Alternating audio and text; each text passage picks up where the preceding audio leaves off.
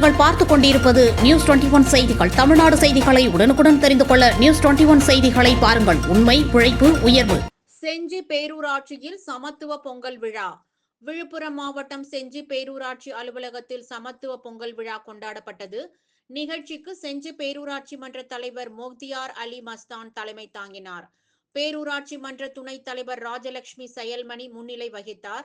நிகழ்ச்சியில் செஞ்சி தொகுதி சட்டமன்ற உறுப்பினர் செஞ்சி மஸ்தான் சிறப்பு அழைப்பாளராக கலந்து கொண்டு சமத்துவ பொங்கல் விழாவை தொடங்கி வைத்து அனைவருக்கும் சர்க்கரை பொங்கல் வழங்கினார்.